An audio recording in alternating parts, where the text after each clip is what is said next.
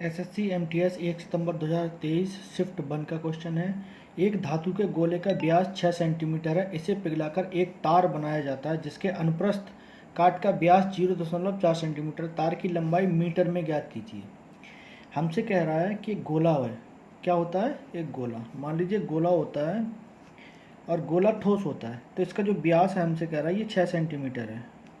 जब व्यास इसका 6 सेंटीमीटर है तो इसकी त्रिज्या कितनी होगी? तो त्रिज्या उसकी होगी 3 सेंटीमीटर, क्योंकि व्यास की त्रिज्या आधी होती है।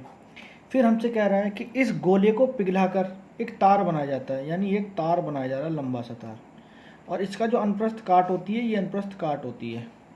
इसका जो व्यास है ये हमसे कह रहा है, ये जो व्यास है ये है 0.4 सेंटीमीटर। जब इसका व्यास 0.4 सेंटीमीटर है तो इसकी जो आर त्रिज्या होगी वो इसकी आधी होगी, यानी 0.2 सेंटीमीटर। यहाँ से दो चीज़ें हमें मिल गई। फिर हमें पता होना चाहिए कि गोले का आयतन। क्या कह रहा है?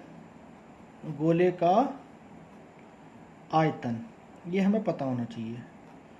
और कह रहा है इसको पिघलाकर एक तार बनाया जाता है। जब तार इसको पिघला के बनाया जाएगा तो इसका जो आयतन होगा, ये बेलन, तार को एक तरीके से हम बेलन मान सकते हैं, तो बेलन का आयतन भी बराबर होगा। तो बराबर होगा बेलन का आयतन। ये दोनों बराबर होंगे, दोनों हमने कर दिया। गोले का आयतन क्या होता है? ये होता है 4/3 पाई आर क्यूब। आर उसमें होती है त्रिज्या, और बेलन का आयतन हमारा होता है पाई आर स्क्वायर एच। अब दोनों तरफ पाई को हम कॉमन लेंगे तो उसको हम कट कर देंगे। अब हमें दिया गया है, हमें दोनों की आर फाइंड कर ली हमने। इसकी आर कितनी है हमारी? गोले की 3, और बेलन की कितनी है हमारी? 0.2 सेंटीमीटर। तो दोनों को हम फॉर्मूले में रखते हैं और देखते हैं हमारे क्या आएगा। तो 4/3 इंटू आर क्यूब, यानी 3 इंटू 3, यही आर क्यूब। आर की वैल्यू 3 है, तो इक्वल टू यहाँ पे आर स्क्वायर कितना है? 0.2 सेंटीमीटर।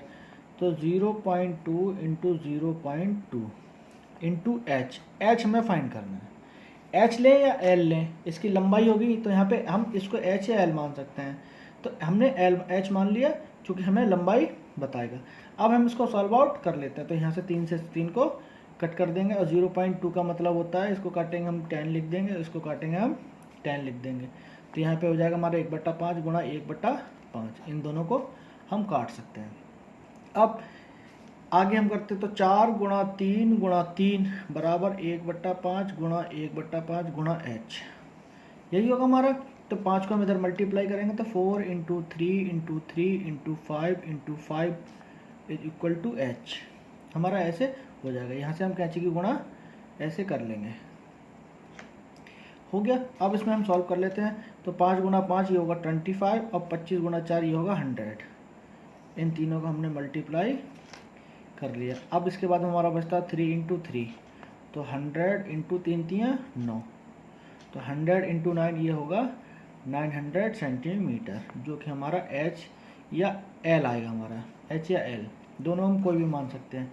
तो 900 सेंटीमीटर। अब हमसे इसको मीटर में कन्वर्ट करेंगे तो 100 सेंटीमीटर में हमारा 1 सेंटीमीटर बनता है, 1 मीटर बनता है। तो 900 centimetre divided by 100, 900 divided by 100, 100 से गया तो ये आएगा 9 मीटर। यही हमारा आंसर है। और ये क्वेश्चन में हम देखते हैं, ये option C is correct. Thank you.